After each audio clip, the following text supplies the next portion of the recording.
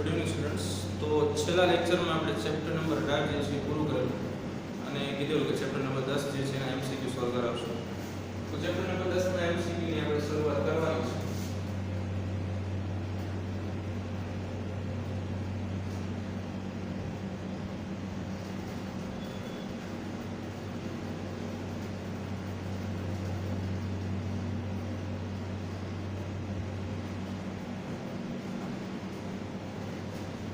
MCQ ની શરૂઆત કરીએ આપણે.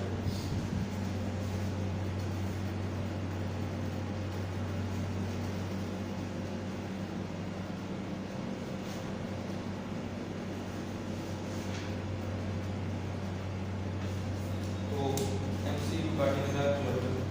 એમસીક્યુ ની બુક. ઓકે. તો જો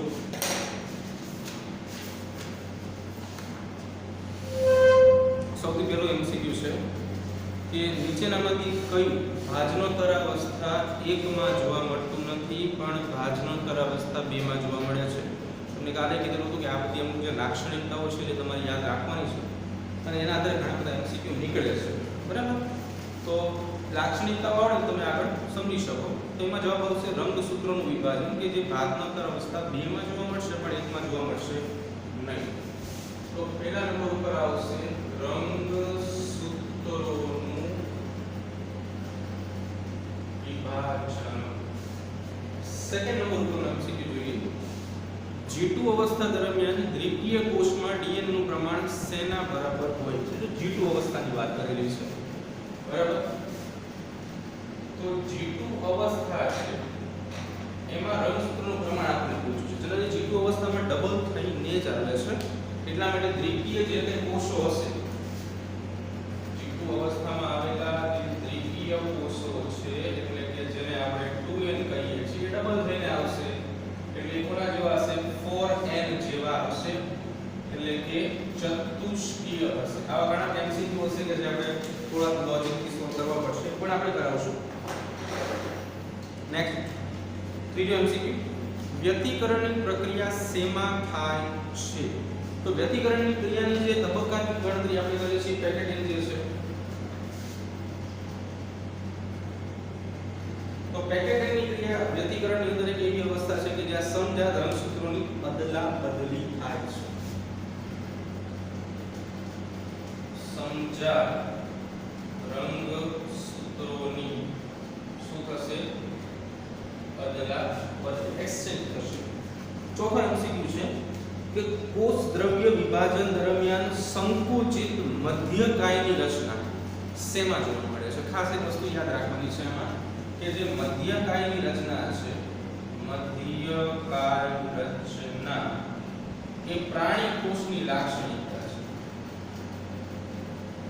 એટલે અહીંયા ઓપ્શન આપણે પ્રાણી આપેલો છે એટલે જવાબ પ્રાણી આપશે. નેક્સ્ટ પાંચમું. વનસ્પતિમાં કોષરસ વિભાજન જે છે એ કેવી રીતે થાય છે? તો જનરલી વનસ્પતિ કોષમાં કોષ વિભાજન આપણે કેન્દ્રસ્થ વિસ્તારથી પરિધ વિસ્તાર તરફ જોતા હતા. વનસ્પતિમાં કોષ રસ વિભાજન કેન્દ્રસ્થ ભાગેથી પરિધવર્તી ભાગ, કેન્દ્રસ્થ ભાગથી પરિધવર્તી ભાગ. તો જે આ કેન્દ્રસ્થ ભાગથી પરિધવર્તી ભાગ છે એના માટે શબ્દ વપરાશે અપકેન્દ્રી.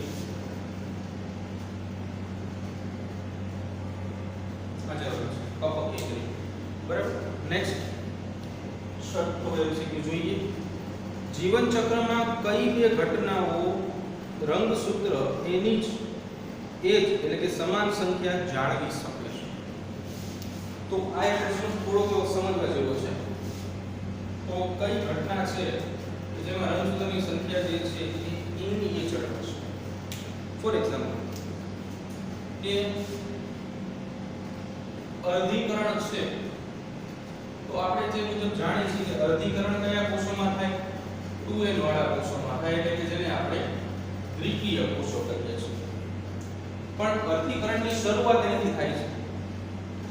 અર્ધીકરણ પૂરું થાય એટલે શું થાય? તો જે 2n કોષો છે એમાંથી શરૂઆતમાં nn બને અને અને પછી પાછા NN બને બરાબર તો આ જે પ્રોસેસ છે એને આપણે નામ આપશું અર્ધીકરણ 1 અને આને નામ આપશું આપણે અર્ધીકરણ 2 બરાબર તો ઇન શોર્ટ અર્ધીકરણની શરૂઆત 2n થી થાય છે હવે આપણે કોઈ એવી પ્રક્રિયા જોવાની છે કે જે પ્રક્રિયાની નિપજ 2n મળે તો એ પ્રક્રિયા ફલનની પ્રક્રિયા છે ફલન ફર્ટિલાઇઝેશન ની અંદર શું થાય છે તો કે જે નર જન્યુ છે એ માદા જન્યુ સાથે જોડાય છે એટલે નર જન્યુ સિંગલ એન છે માદા જન્યુ પણ સિંગલ એન છે બંને ભેગા થવાથી 2n બને છે આ 2n ને આપણે શું નામ આપશું યુગ્મન અથવા તો ફલિતાંડ બરાબર ઇન શોર્ટ માં એને આપણે કહીશું ઝાયગોટ જે કેવું છે 2n છે એટલે જ્યાંથી શરૂઆત કરી હતી ત્યાં આપણે પૂરા ઉભા રહી ગયા છે કાપે આવશે 7 કોલમ જોડવાની છે આપણે તો જરા કોલમ ઉપર ફોકસ કરીએ તો સૌથી પહેલા છે પેકેટિંગ અવસ્થા A ફોર પેકેટિંગ બીજા નંબર ઉપર છે ઝાયગોટી ત્રીજા નંબર ઉપર છે ડિપ્લોડિંગ ચોથા નંબર ઉપર છે લેક્ટોટિન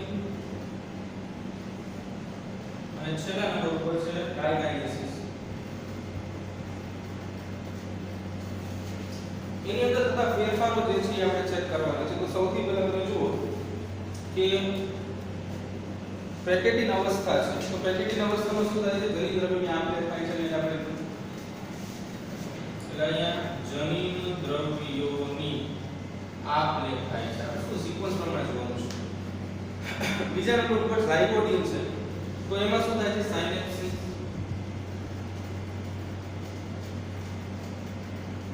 ત્રીજા નંબર ઉપર ડિપ્લોડિન ઉપર વાત કરીએ તો ડિપ્લોડિન જે છે C તો એમાં શું થાય છે તો કે સ્વસ્તિક ચોકડી જે છે એ દ્રશ્યમાન થાય છે અહીંયા રાખી દો સ્વસ્તિક ચોકડી દ્રશ્યમાન થઈ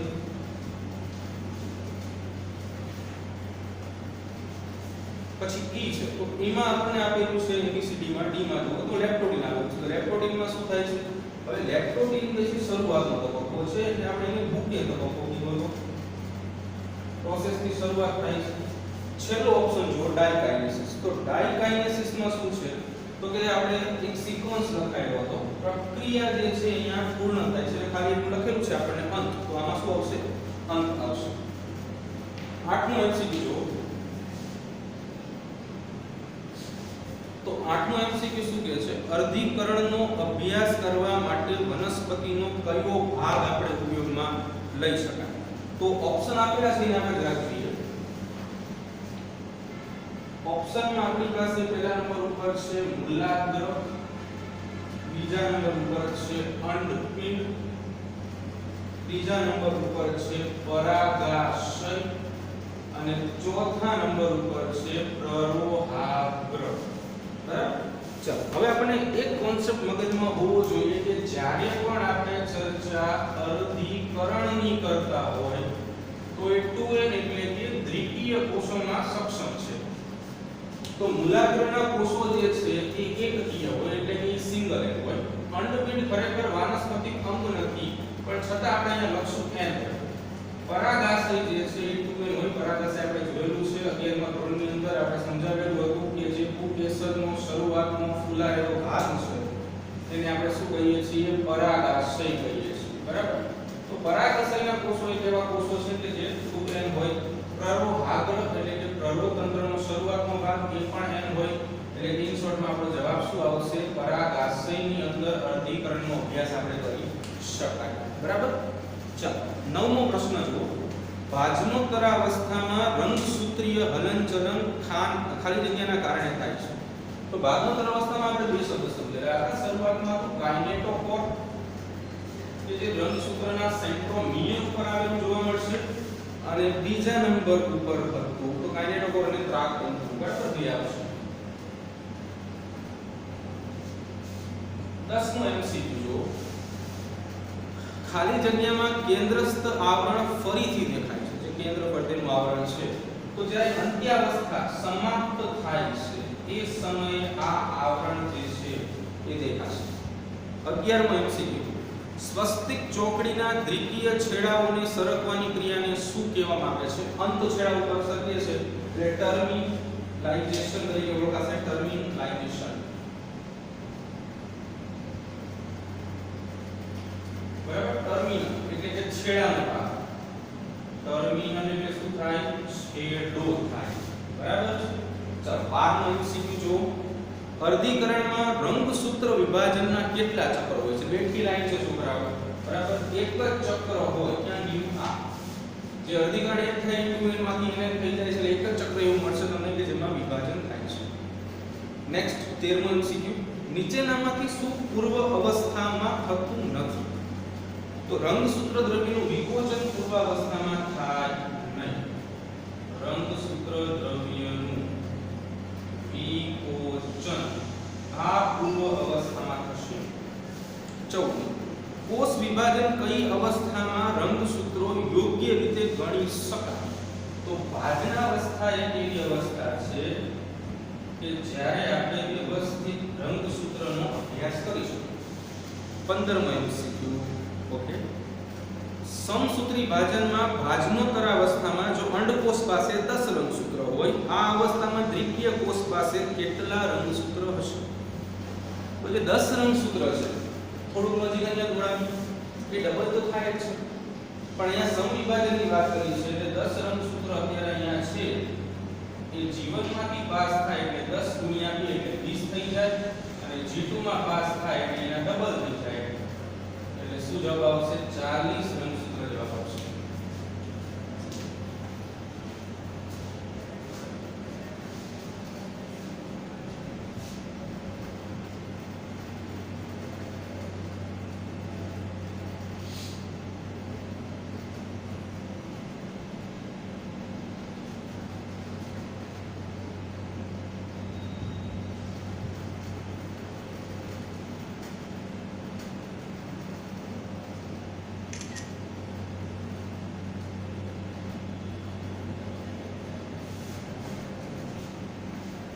चलो આગળ જઈએ.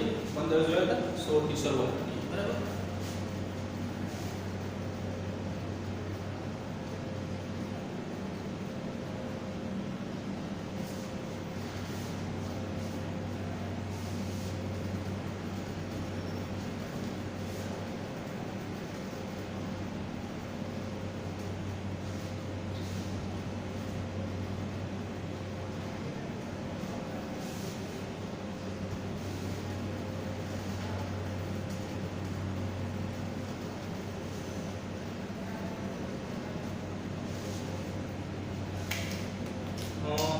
सोलमो प्रश्न જોઈએ આપણે 15 સુધી જોયું બરાબર.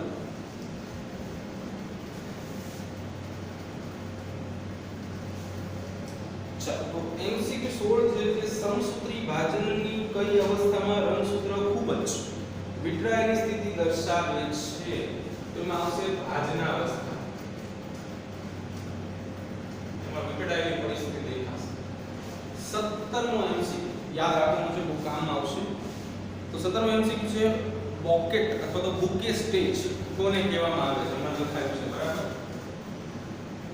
લેપ્ટોટીન ને કેસવા આપણે બરાબર. 18મો MCQ અર્ધસૂત્રી ભાજનની ભાજનોત્તર અવસ્થા 2 માં દરેક રંગસૂત્ર ખાલી જગ્યા DNA ધરાવે. જો અર્ધીકરણની છેલ્લી તબક્કાની અવસ્થા છે એટલે શું કરશે? એક DNA દર્શાવશે. 19મો MCQ જો સમસૂત્રી ભાજનની કઈ અવસ્થા દરમિયાન રંગસૂત્ર દ્વિસંયોજક ડબલ થાય છે? એટલે કે બે રંગસૂત્રિકાઓના બનેલા છે. તો પૂર્વાવસ્થામાં આ જોવા મળે અને ભાજના અવસ્થામાં પણ આ જોવા મળશે. એટલે કે પૂર્વાવસ્થા અને ભાજના અવસ્થા. 20મો MCQ જો ભાજનોત્તર અવસ્થા 1 માં રંગસૂત્ર ખાલી જગ્યા રંગસૂત્રિકાના બનેલા છે, ત્યાં આગળ એડ કરો અર્ધીકરણની ભાજનોત્તર અવસ્થા 1 માં. તો એમાં રંગસૂત્ર જે છે એ બે રંગસૂત્રિકાઓના બનેલા હોય. 21મો MCQ વિભાજન અવસ્થા અને DNA માં સ્વયંજનનની શરૂઆત વચ્ચેના સમયગાળાને શું કહેવામાં આવે છે? તો એને જીવન અવસ્થા કહેશું આપણે. 22મો MCQ અર્ધીકરણમાં રંગસૂત્ર બિંદુ શું છે? શોર્ટમાં સેન્ટ્રોમિયરની વાત આપણે આ કરી છે બરાબર, કે જે બંને રંગસૂત્રિકાઓને જોડી રાખે છે. તો એ રંગસૂત્ર બિંદુ જે છે એ રંગસૂત્ર બિંદુની આપણે વાત કરીએ એક ખાલી જગ્યા દરમિયાન જોવા મળશે. તો એ ભાગનોદર અવસ્થા 2 દરમિયાન આપણને સ્પષ્ટ જોવા મળે. એટલે અહીંયા આપણે જવાબ રાખશું ભાગનોદર અવસ્થા 2. 23મું MCQ અર્ધસૂત્રી ભાજનમાં કોષ કેન્દ્ર પટલ અને કોષ કેન્દ્રિકા ખાલી જગ્યા અવસ્થા દરમિયાન અદૃશ્ય થાય. તો ડાયકાઇનેસિસ જે છે એની અંદર આપણે જોવા મળશે. ડાયકાઇનેસિસ 24મું MCQ જોઈએ. કોષ ચક્રમાં કઈ અવસ્થા સુપુષ્પ પ્રાપ્ત અવસ્થાના મિથ્યા નામે છે એટલે ખોટા નામે છે. બરાબર. તો અંતરાવસ્થા. અમુક શબ્દો તમારે અમુક વાક્યના પોઈન્ટ્સ યાદ રાખવા પડશે. બરાબર છે. પછી ભાજનોદર અવસ્થા 1 દરમિયાન સમયુગ્મી રંગસૂત્રનું જુદા પડવું. એક જ સરખા છે છતાં પણ જુદા પડી ગયા છે. એને શું કહેશું? એને વિયોજન કહેશું. 26મું MCQ કોષ વિભાજન સમયે ત્રાક તંતુઓ રંગસૂત્રના કયા ભાગ સાથે જોડાયેલા હોય છે? બરાબર. ખરેખર અહીંયા થોડો સુધારો જે ભાગે જોડાયેલા હોય છે એને શું કહેવામાં આવે છે? તો એને પ્રાથમિક સંકોચન કહેવામાં આવે.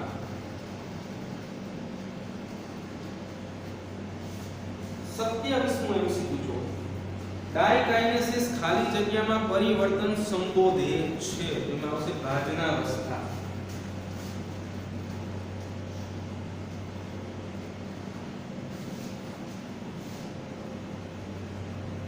ચાલો 28મું MCQ જો સૂત્રયુગ્મ એટલે કે જે રંગસૂત્રિકાનું જોડાણ થાય છે એ ખાલી જગ્યાની લાક્ષણિકતા છે. તો કે જોડામાં અર્ધીકરણ રંગસૂત્ર એટલે કે જોડીમાં આવેલા અર્ધીકરણ પામતા રંગસૂત્ર. આપણે સૂત્ર પ્રમાણે ઓપ્શન પ્રમાણે લખી જોડામાં અર્ધીકરણ રંગસૂત્રો. 29મું MCQ સમવિભાજનની કઈ અવસ્થામાં દ્વિગુણિત કોષ ચતુર્ગુણિત બને છે? ડબલમાંથી 4 ગણો થાય. તો એ ભાજનોદર અવસ્થામાં શક્ય છે. ભાજનોદર અવસ્થામાં આ બધી વસ્તુ શક્ય છે. 30મું સેન્ટ્રોમિયર વિભાજન ખાલી જગ્યામાં થાય છે. તો એ ભાજનોદર અવસ્થામાં જ થશે. તો જે દ્વિસૂત્રીમાંથી ચતુર્સૂત્રી થઈ શકશે. 31મું ખાલી જગ્યામાં દરેક રંગસૂત્ર એક અર્ધ રંગસૂત્ર દ્વારા બનેલું જોવા મળશે. એમાં આવશે ભાજનોદર અવસ્થા.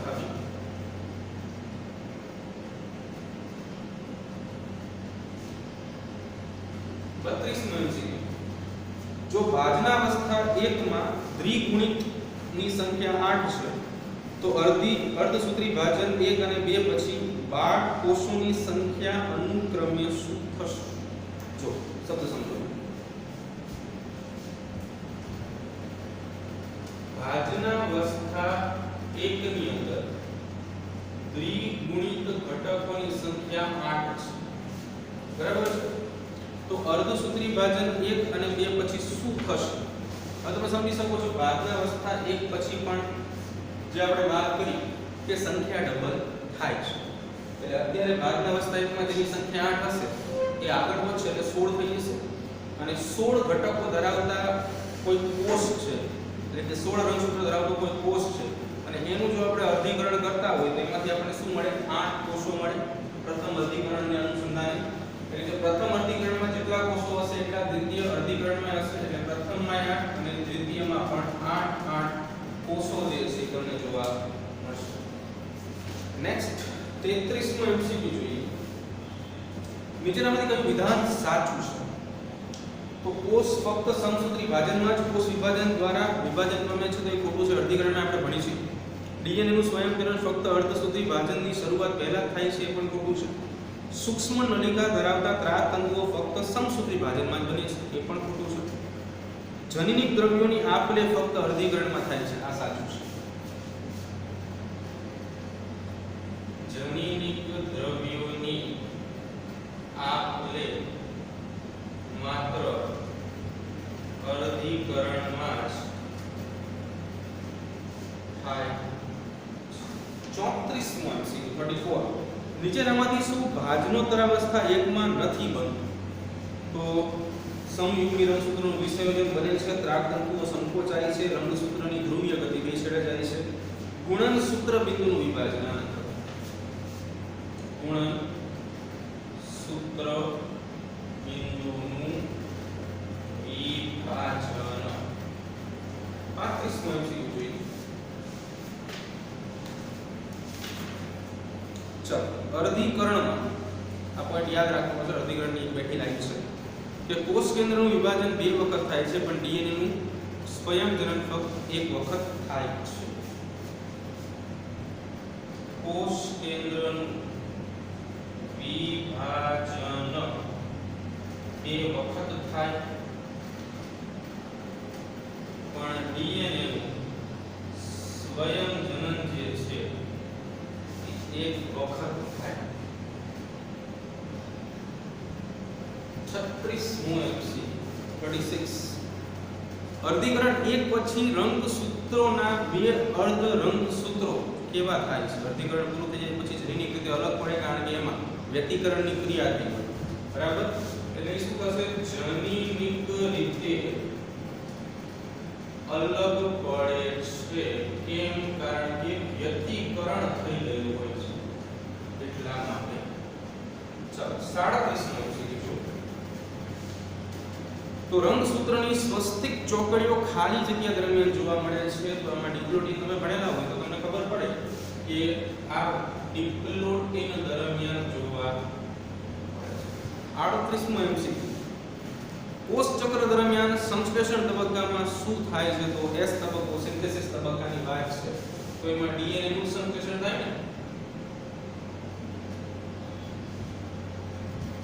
39મો MCQ કોષ કેન્દ્ર પટલ અને કોષ કેન્દ્રિકાનું પુનઃ દ્રશ્યમાન અને પાતળા થવાની પ્રક્રિયાથી રંગસૂત્રનું અદૃશ્ય થઈ જવું એ કઈ અવસ્થાનું વિભેદક લક્ષણ છે?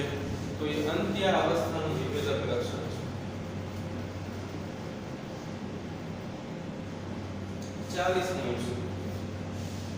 રંગસૂત્રોનું સંઘન એટલે કે જાડા થવું અને તારાકેન્દ્રનું એટલે કે તારાકેન્દ્રનું દેખાવું એ કઈ અવસ્થા દરમિયાન થાય છે? તો એ પૂર્વાવસ્થા દરમિયાન થશે. 41 અંત્યાવસ્થા દરમિયાન શું થાય છે? તો કે કોષ કેન્દ્ર પટલની રચના થાય છે, સાચું છે. કોષ કેન્દ્રિકા દેખાય છે, એ પણ સાચું છે. તારાકીણો અદૃશ્ય થાય છે, એ પણ સાચું છે. બધી પ્રક્રિયા થાય છે, તો 100% સાચું છે. એટલે આપેલ તમામ અથવા ઉપરના બધા છે. 42મો MCQ રંગસૂત્રનું બંધારણ ખાલી જગ્યા અવસ્થામાં સ્પષ્ટ જોઈ શકાય છે. તો રંગસૂત્રનું બંધારણ જોવા માટે આપણી પાસે જરૂરી છે ભાજના અવસ્થા. 43મો MCQ સમજાત રંગસૂત્રનું જોડાણને ખાલી જગ્યા કહેવામાં આવે છે. તો એને સૂત્ર યુગ્મન કહેવામાં આવે. 44મો MCQ સમજાત તબક્કાની તૈયારી એક ખાલી જગ્યા છે, અંતરાવસ્થા, જેમાં કોષ થોડો સમય સુધી આરામ કરશે. 45 સૂત્ર યુગ્મન સંકુલ એટલે કે સાયનોપ્ટોમલ કોમ્પ્લેક્સ સૌપ્રથમ શેમાં દેખાય છે? તો જ્યાં જોડાણ થાય છે એટલે કે ઝાયગોટીનમાં દેખાશે. 46 અર્ધીકરણની પૂર્વાવસ્થાની અવસ્થાની સાચી શૃંખલા જણાવો. તમે સિક્વન્સ આપ્યું ગુજરાત બોર્ડ, બરાબર? લેજા પીડિયા. આ તો એ સૂત્રનો ઉપયોગ કરશું છોકરાઓ. લેજા પીડિયા. તો લેપ્ટોડિન, ઝાયગોટિન, પેપેટિન, ડિપ્લોટિન અને ડાયકાઇનેસિસ, બરાબર? લેપ્ટોટિન, ઝાયગોટિન, પેપેટિન, ડિપ્લોટિન અને ડાયકાઇનેસિસ. 47 કોષ ચક્રની એમ અવસ્થા ખાલી જગ્યા અવસ્થાઓની બનેલી હોય છે. એમ અવસ્થા શેની બનેલી હોય? તો પૂર્વાવસ્થા, ભાજનાવસ્થા, ભાજનોત્તરાવસ્થા અને અંત્યાવસ્થા. પૂર્વાવસ્થા, ભાજનાવસ્થા, ભાજનોત્તરાવસ્થા અને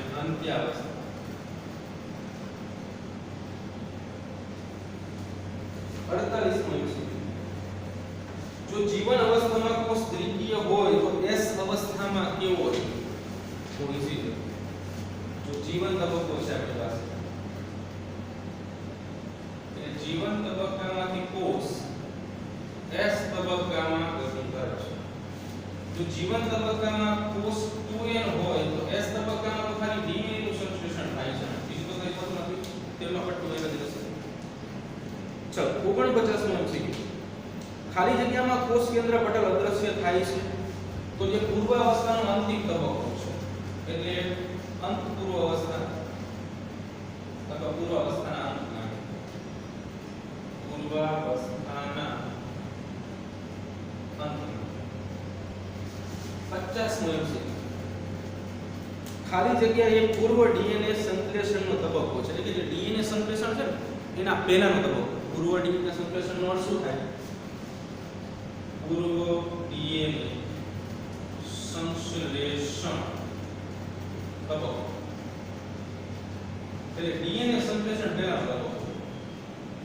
DNA સંશ્લેષણ પહેલાનો તબક્કો. તો એની અંદર જો અહીંયા આપણે DNA સંશ્લેષણ આમાં થાય S તબક્કામાં. એની પહેલા કયો તબક્કો આવે? જીવન તબક્કો આવે. અહીંયા લખી નાખો જીવન તબક્કો દર્શાવો.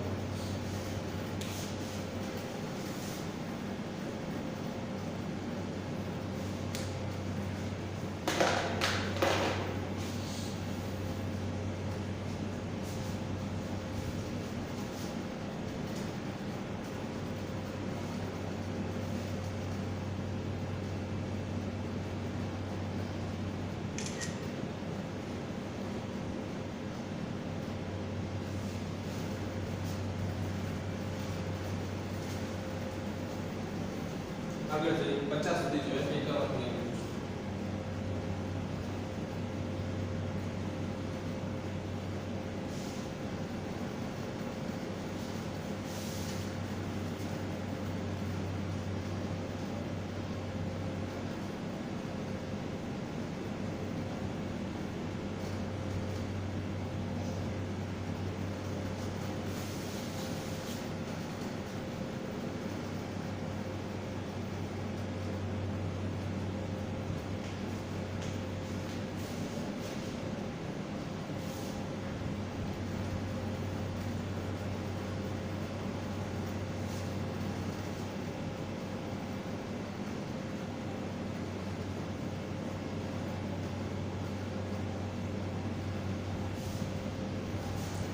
એકાવનનો MCQ અહીંયા તો 51નો MCQ કહે છે કે નીચેનામાંથી કયું વિષમ વિભાજન કહેવાય એટલે કે સરખું વિભાજન નથી થયું એવું કહી શકાય. બરાબર. તો એમાં અર્ધીકરણ 1 જે છે કે જેમાં આપણે 2n માંથી nn ઘટકો બનાવીએ છીએ વિષમ વિભાજન તબક્કો કહી શકાય. રાઈટ. ચલો 52નો MCQ. ખાલી જગ્યામાં DNA સ્વયં જનન જોવા મળે છે તો સમસૂત્રી ભાજન અને અર્ધીકરણ 1 બંને S તબક્કા ધરાવે છે. તો સમસૂત્રી ભાજન અને અર્ધીકરણ 1 આ બંનેની અંદર જોવા મળશે. 53નો MCQ. ઘટ્ટ રંગસૂત્રીય અવસ્થા ખાલી જગ્યામાં જોવા મળે છે તો ઘટ્ટ રંગસૂત્રીય અવસ્થા જે છે હેપેટિનમાં જોવા મળશે આપણને. 54નો MCQ. અલગ કરેલા વનસ્પતિના અગ્ર ટોચના કોષોમાં અગ્ર ટોચના કોષો એટલે કાં તો મૂલાગ્ર હોય કાં તો પ્રરોહાગ્ર હોય એમાંથી 128 કોષો બનવા માટે કેટલા વિભાજન જરૂરી છે? એકકીય કોષો સમવિભાજન દર્શાવશે. એટલે અત્યારે ધ્યાન આપજો. આપણી જોડે એક કોષ છે. પહેલું વિભાજન થાય 1 માંથી 2 બને, બીજું વિભાજન થાય 2 માંથી 4 બને, ત્રીજું વિભાજન થાય 4 માંથી 8 બને, ચોથું વિભાજન થાય 8 માંથી 16 બને, એના પછી 32 બને, એના પછી 64 બને અને આપણે પછી જેટલા બનાવવાના હતા એટલે 128. કેટલા વિભાજન થાય છે એ કાઉન્ટ કરીએ આપણે. તો આ વિભાજન પહેલું, આ વિભાજન બીજું, આ વિભાજન ત્રીજું, આ વિભાજન ચોથું, આ વિભાજન પાંચમું, આ વિભાજન છઠ્ઠું અને આ વિભાજન સાતમું. એટલે ટોટલી 7 વિભાજન થશે. બરાબર. તો આ જવાબ છે 7 વિભાજન આપેલો છે. ઓકે. કઈ અવસ્થામાં DNA બમણું થાય છે? તો અંતરાવસ્થા.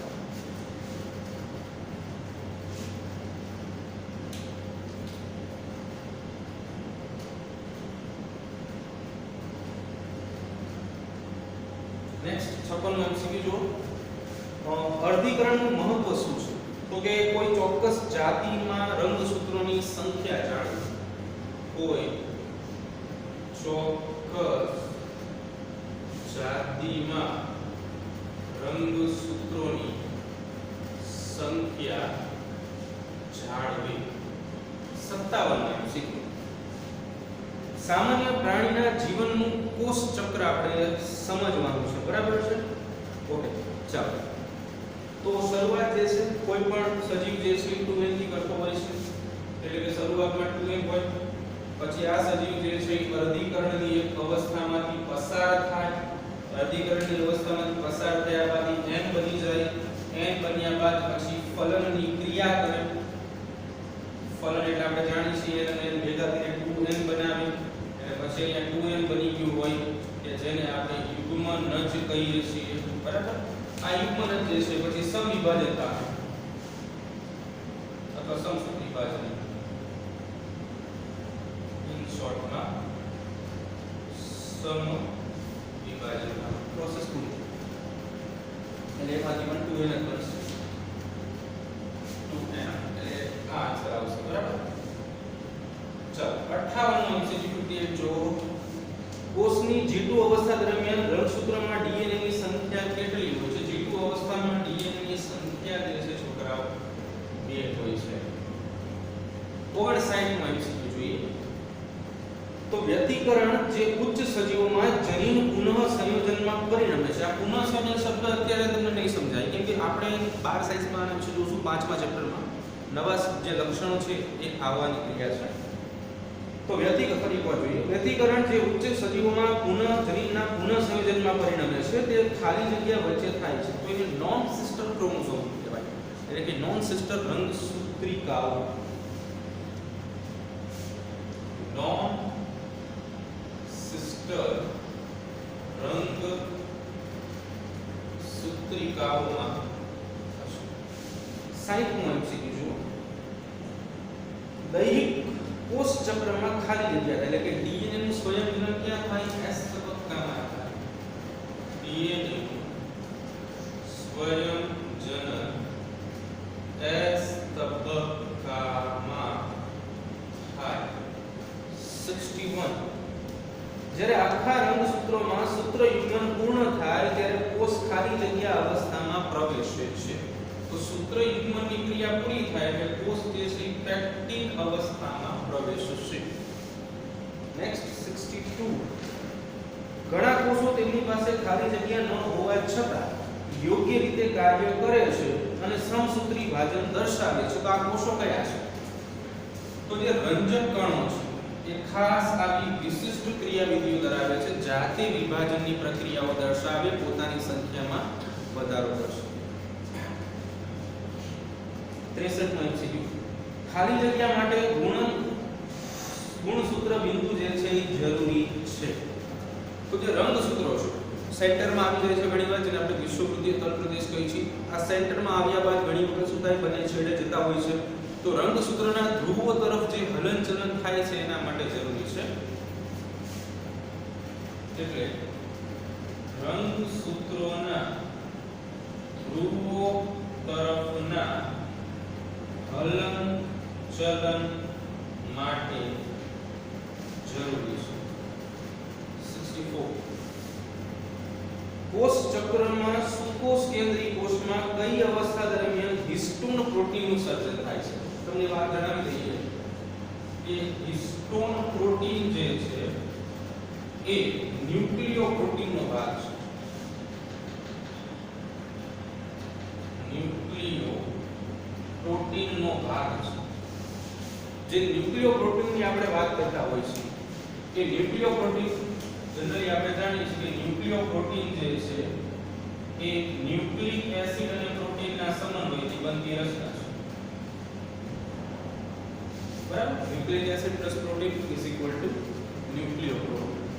તો હિસ્ટોન પોતે ન્યુક્લિયોપ્રોટીન છે જે ન્યુક્લિક એસિડ સાથે સંકળાયેલો છે. અત્યારે આપણે જે વાત કરી છે ન્યુક્લિક એસિડની, એ ન્યુક્લિક એસિડ DNA છે. તો જ્યાં DNA બનશે ત્યાં હિસ્ટોન પ્રોટીન બનશે. તો DNA કોષ વિભાજનના કયા તબક્કામાં બને છે? તો DNA કોષ વિભાજનના S તબક્કામાં બને છે, એટલે કે હિસ્ટોન પણ કયા તબક્કામાં બનશે? S તબક્કામાં બનશે. 65 જો વનસ્પતિ કોષમાં n બરાબર 16 હોય તો અર્ધીકરણની ભાજનાવસ્થા 1 માં કઈ રીતે તે શક્ય બને છે? 16 રંગસૂત્ર છે, સૌથી પહેલા n બરાબર એટલે રંગસૂત્રની સંખ્યા 16 છે, બરાબર? FA છે. અર્ધીકરણની ભાજનાવસ્થાની વાત છે. n બરાબર 16 એટલે આ 16 શું છે? રંગસૂત્રોની સંખ્યા. પ્રશ્ન આપણે શું પૂછ્યો છે? ભાજનાવસ્થા 1 માટે કેટલા રંગસૂત્રો? તો ભાજનાવસ્થામાં 1 માં શું હોય છે? જેટલા રંગસૂત્રો અહીંયા છે એ રીતે ઉતરી આવવાના છે, તો અહીંયા પણ કેટલા આવશે? 16 જ આવશે ભાજનાવસ્થા છે, બરાબર? આમાંથી 16 રંગસૂત્ર જે છે એ તમને જોવા મળશે.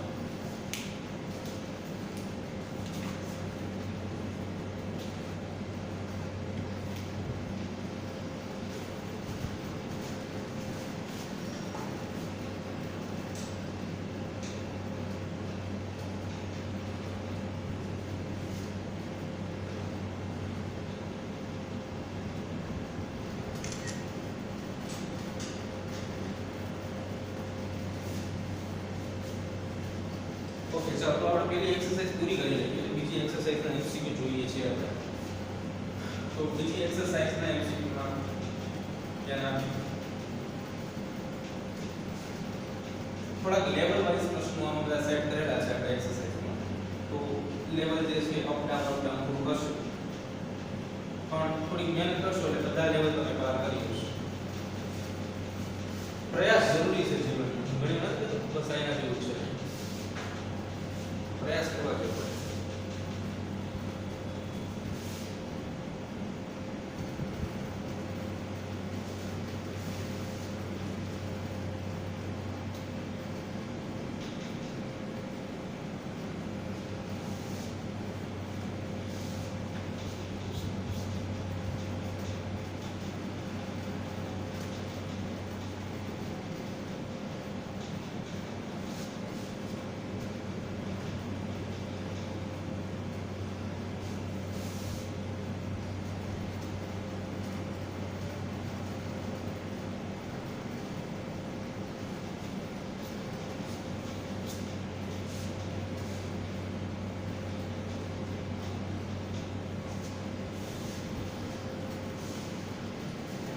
ચલો તો હવે બાકીના એટલે એક્સરસાઇઝ 2 ના MCQ જે છે આપણે સોલ્વ કરી લઈએ. એટલે આનું કામ પૂરું થઈ જાય. બહુ જ ઓછા MCQ છે એક્સરસાઇઝ 2 ના. અમુક ચેપ્ટર આપણે નીટની અંદર એવા છે છોકરાઓ કે જેમાં ટેક્સ્ટ બુકની બહારનું કે પૂછાતું નથી, બહુ ઓછું પૂછાય છે. તો એના માટે આપણે બેટર એવું હશે કે આપણે MCQ સોલ્વ કરીએ, બરાબર? થોડા ડીપમાં MCQ સોલ્વ કરશું એવું લાગે તો શાંતિથી. ઓકે, ચલો તો એક્સરસાઇઝ 2 ઉપર વાત કરીએ. પહેલો જ પ્રશ્ન છે G0 અવસ્થા માટે નીચેનામાંથી કયું વિધાન સાચું છે? તો તે સુષુપ્ત અવસ્થા છે, સાચું છે. આ અવસ્થામાં કોષ ચક્ર અટકી જાય છે, એ પણ સાચું છે, આરામની અવસ્થા છે. G0 કોષો વૃદ્ધિ પામતા નથી અથવા તો વિસ્તરણ પામતા નથી, પરંતુ ચયાપચય રીતે સક્રિય હોય છે, એ પણ સાચું છે. અને G0 કોષો ઉત્તેજક દ્રવ્યોની પ્રતિક્રિયા સ્વરૂપે વિભાજન પામી શકે છે. એટલે કોઈ તમે ઉત્તેજક દ્રવ્ય, એવું દ્રવ્ય કે જે કોષ વિભાજનની પ્રક્રિયાને ઉત્તેજે, એને જો તમે એડ કરો તો એ વિભાજન પામે છે, તો એ પણ સાચું છે. જો કે બધા સાચા હોય તો આપણને કોઈ પ્રશ્ન નથી, તો આપણે લખશું બધા જ સાચા. સેકન્ડ નંબર પર વાત કરીએ. નીચેનામાંથી કયું કોષ ચક્રની અવસ્થા તેના કાર્યને અનુલક્ષીને સાચી રીતે સુસંગત નથી? ખોટી છે ને ગોતવાની છે આપણે. પહેલો જોઈએ બીજી સુષુપ્ત અવસ્થા કે જેને કોષરસીય વૃદ્ધિ તબક્કો કહેવાય, સાચું છે. પ્રથમ સુષુપ્ત અવસ્થા જેમાં મોટા ભાગની કોશિકાઓ એટલે કે કોષોનું દ્વિગુણન થાય છે, એ પણ સાચું છે. અંતરાવસ્થા કે જેમાં કોષ વિભાજન માટેની તૈયારી માટેનો તબક્કો છે, એ પણ સાચું છે.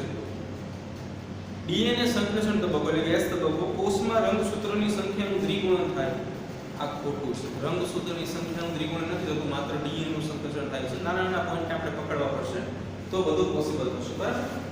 ચાલો તો અહીંયા જવાબ આવશે ડીએનએ સંશ્લેષણ તબક્કો.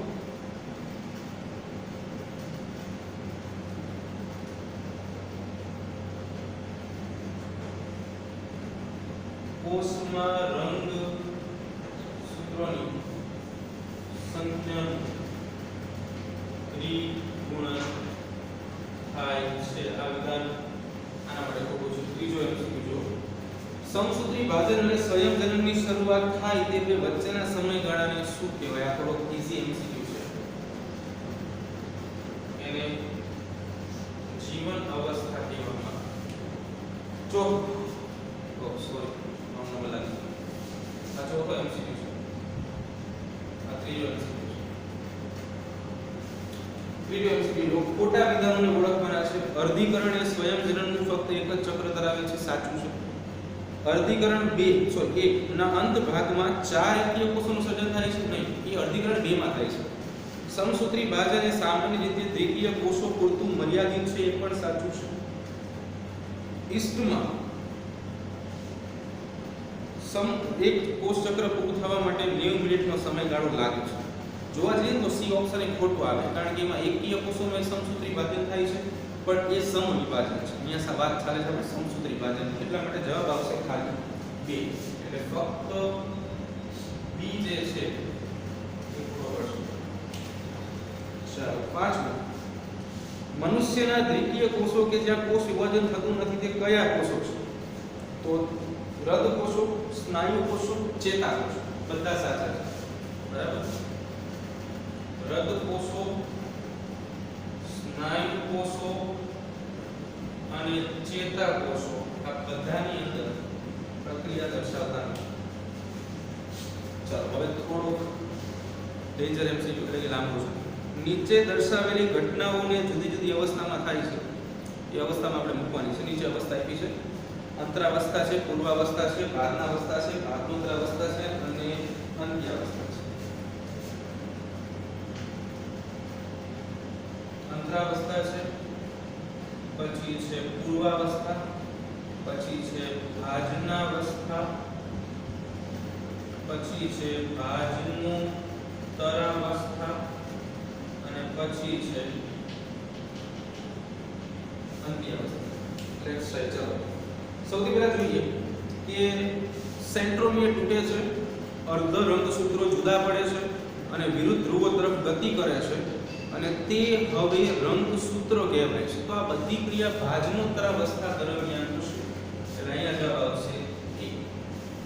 નેક્સ્ટ, રંગસૂત્રો વિરુદ્ધ ધ્રુવો પર ભેગા થાય છે, રંગસૂત્રોનું વિકોચન થાય છે, જીબી એનએમ પીઆર ફરી દેખાય છે. એટલે કે જે ડી છે એ અહીંયા આવશે. ચાલો અમુક શબ્દો તમને સમજાવી દઈએ. જીબી પીઆર અને એમ. જીબી ગોલ્ગી બોડી એટલે ગોલ્ગી કાયદાને આપણે કહીએ છીએ ગુજરાતીમાં. પીઆર તમે સમજો છો બરાબર, છતાં ચાલો એન્ડોપ્લાઝમિક રેટિક્યુલમ, ઇન શોર્ટમાં અંતઃકોષ રસજાળ, અને એને ન્યુક્લિયર મેમ્બ્રેન, કોષ કેન્દ્ર પટલ કહેવામાં આવે. બરાબર. ઓકે, તો એ આવશે. નેક્સ્ટ સી, રંગસૂત્રીય સ્વયં જનન પામે છે. તો આ અવસ્થાની લાક્ષણિકતા છે, સેમ આવશે. આગળ ડી, તો ત્રાકકણો સાથે કાઇનેટોકોર જોડાય છે અને રંગસૂત્ર વિષુવવૃત્તીય તકતી પર ગોઠવાય છે. તો ડી અહીંયા આવશે અને છેલ્લો ડી અહીંયા આવશે કે જે એવું કહેવા માંગે છે રંગસૂત્રીય દ્રવ્યનું સંઘનન થાય છે. નેક્સ્ટ સાતમું એમસીક્યુ, નીચે દર્શાવેલ અર્ધીકરણની ઘટનાની યોગ્ય ક્રમમાં ગોઠવવાના છે આપણે. સ્વસ્તિક ચોકડીનું ટર્મિનાલાઇઝેશન, વ્યતિકરણ, સૂત્રયુગ્મન, રંગસૂત્રનું વિયોજન, સૂત્રયુગ્મન સંકુલનું દ્રઢીકરણ. તો જનરલી આપણે જોઈએ અર્ધીકરણની પ્રક્રિયામાં સાતમું એમસીક્યુ છે. તો સૌથી પહેલા સૂત્રયુગ્મન થાય, પછી વ્યતિકરણની ક્રિયા થાય, પછી સંકુલનું દ્રઢીકરણ થાય, પછી સ્વસ્તિક ચોકડીનું ટર્મિનાલાઇઝેશન થાય અને પછી રંગસૂત્રનું વિયોજન થાય. બરાબર. એટલે આ સિક્વન્સ આવશે. 8મો એમસીક્યુ, આકૃતિ આકૃતિ આપી છે ટેક્સ્ટ બુકની બેઠી આકૃતિ તો શેની છે જોવાની છે ભાજનાવસ્થા તરફ પ્રયાણ અને સમસૂત્રી ભાજન દેખાય છે ભાજનાવસ્થા તરફ પ્રયાણ અને સમસૂત્રી ભાજન ચલો બીજી એક આકૃતિ છે નીચે દર્શાવેલી આકૃતિ એવા કોષની છે જેના દ્વિતીય કોષમાં રંગસૂત્રની સંખ્યા 4 છે તો આ કોષ ખાલી જગ્યા અવસ્થામાં છે તમે જોઈ શકો છો બંને જે છે બે ની પેરમાં બની ગયા છે તો અર્ધીકરણની પ્રથમ ભાજનોત્તર અવસ્થા અર્ધીકરણની પ્રથમ ભાજનોત્તર અવસ્થા 10 MCQ 1 2 3 4 આકૃતિ દર્શાવેલી છે એને આપણે જોવાની છે આકૃતિમાં રચના કરી દેખાડે છે તો પહેલી રચના તમે જોશો એક કરીને ડાર્ક કરીને આપેલી છે તો એ અર્ધ રંગસૂત્ર દર્શાવે છે ફર્સ્ટ અર્ધ રંગસૂત્ર બીજી રચના છે તો બીજી રચના જે છે આપણે છેડે દેખાડેલી છે જે તારા કેન્દ્ર તરીકે ઓળખાય છે ત્રીજી રચના જુઓ તો ત્રીજી રચના વચ્ચે ગોઠવાયેલી છે જેને આપણે સેન્ટ્રોમિયર કહેવાય રંગસૂત્રની વચ્ચેની બાજુએ હોય અને છેલ્લે ચોથી રચના જુઓ તો ચોથી રચના તમને છેડે બતાવેલી છે જેને આખાને રંગસૂત્ર કહેવામાં આવે ચલો 11માં MCQ જોઈએ એક કોષમાં સમવિભાજનની અંત્યાવસ્થામાં તેના દરેક ધ્રુવ પર 46 રંગસૂત્ર હોય તો ભાજના અવસ્થામાં રંગસૂત્રની સંખ્યા શોધો બરાબર તો તમને અંત્યાવસ્થામાં 46 રંગસૂત્ર આપ્યા છે 11 અંત્યાવસ્થા જે છે એમાં 46 રંગસૂત્રો છે તમને પ્રશ્ન પૂછ્યો છે કે ભાજના અવસ્થામાં રંગ સૂત્રિકાની સંખ્યા કેટલી હશે ભાજના અવસ્થામાં રંગસૂત્રિકાની સંખ્યા જે છે શોધવાની છે હવે તમને 46 જે આપેલું છે ધ્યાનપૂર્વક જોશો તો એ રંગસૂત્રો છે રંગસૂત્રિકાના ડબલ હોય બરાબર એટલે કે 46 ગુણ્યા 2 એટલે જવાબ શું આવે 92 આ તમારો આન્સર છે ચલો 12નો MCQ જોઈએ ચલો એક ઉંદરના કોષોને એવા રસાયણ આપવામાં આવે છે જે સૂક્ષ્મ તંતુઓની ક્રિયામાં અવરોધ પેદા કરે છે તો નીચેનામાંથી કોના ઉપર સૌથી વધારે અસર થશે તો એમાં આવશે કોષ રસ વિભાજન કોષ રસ વિભાજન 13મો MCQ એક દ્વિતીય વનસ્પતિના કોષોમાં n બરાબર 25 રંગસૂત્ર આપેલું છે તો ભાજના અવસ્થામાં રંગસૂત્ર વિષુવવૃત્ત પર કેટલા હશે બરાબર દ્વિતીય વનસ્પતિ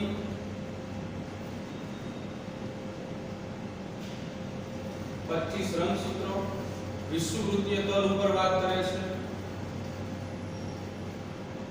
તો વિષુવવૃત્તીય તલ ઉપર કેટલા રંગસૂત્ર હશે 25 રંગસૂત્ર હશે બરાબર કેટલાક અર્ધીકરણ વિભાજનમાં 500 ફલિતાંડ બનાવવા માટે કેટલા અર્ધીકરણની જરૂર પડશે નર અને માદા બંનેની તમને વાત કરેલી છે દાખલો છે બાર સાયન્સમાં આપણે ભણશું આના વિશે ખાસ ધ્યાન આપજો આપણે શું બનાવવાના છે 500 ફલિતાંડ બનાવવાના છે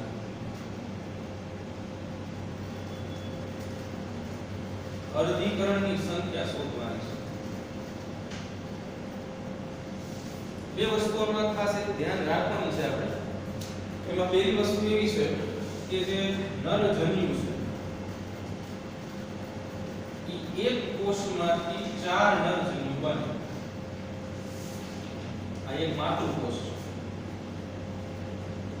બરાબર એવી રીતે બીજા નંબર ઉપર કે માદા જન્યુ જે છે એ માદા જન્યુ બનાવતા એક માતૃકોષમાંથી એક જ માદા જન્યુ બને અને ખાસ યાદ રાખશો તો દાખલાનો જવાબ આરામથી આવશે બાકી નહીં આવે હવે તમે આને તે ત્રિરાશિના સ્વરૂપમાં વિચારીને દાખલો ગણો તો તમારે જો જવાબ આવી જશે પોઈન્ટ ઓફ વ્યૂ આપણો અલગ બાકી દાખલા બધા સેલા હોય એમસીક્યુ સેલા ચલો 500 ફલિતાંડ બનાવવાના છે અહીંયા એક વખત અર્ધીકરણ થાય એક અર્ધીકરણ તો આવું થાય આમાં એક અર્ધીકરણ થાય તો આવું થાય આપણે ટોટલ અર્ધીકરણ શોધવાના છે તો સૌથી પહેલા આપણે નરજન્યુ માટે વાત કરીએ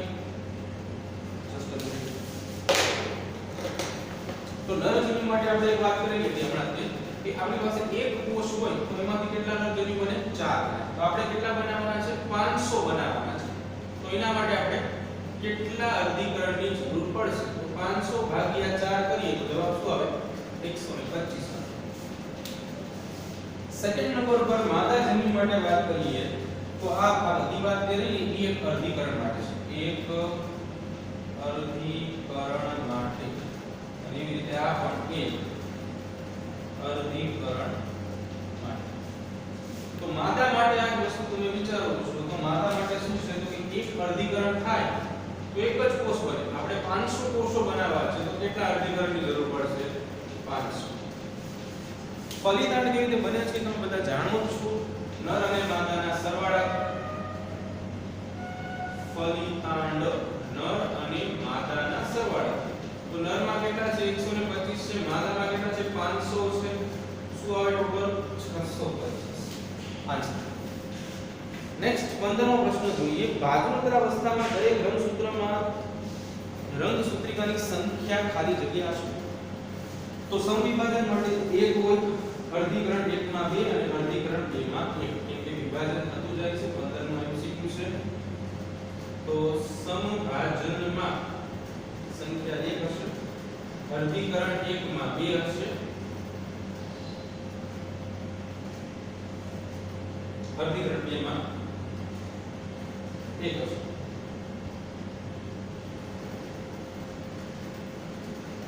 ચલો 16મો MCQ જો. MCQ number 16. 16મો MCQ શું કહે છે? નીચે આપેલા કયા સમભાજનના તબક્કામાં રંગસૂત્ર સૌથી વધારે સંકુચિત હોય છે?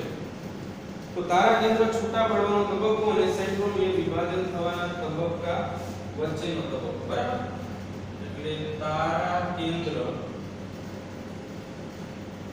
છૂટા પડવાનો તબક્કો અને સેન્ટ્રોમિયર વિભાજિત થવાનો તબક્કા વચ્ચેનો તબક્કો. 17મો MCQ જો જીવન કોષમાં જીવન વખતે દ્વિકીય અથવા તો પૂર્ણ સંખ્યાના રંગસૂત્ર હોય તો S તબક્કામાં કેટલા હોય? પહેલામાં હોય એટલા જ હોય. બરાબર? એટલે એની શોર્ટમાં અહીંયા શું આવશે? 2n આવશે. બરાબર? એટલે લાસ્ટ 3 MCQs. બરાબર? 3 MCQ જોઈએ આપણે. હવે જાણો છો કોઈ અઘરું નથી મૂકતો.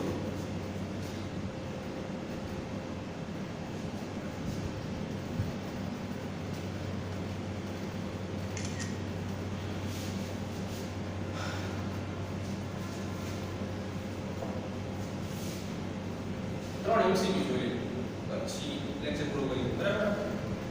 અઘરું નથી રાખવું.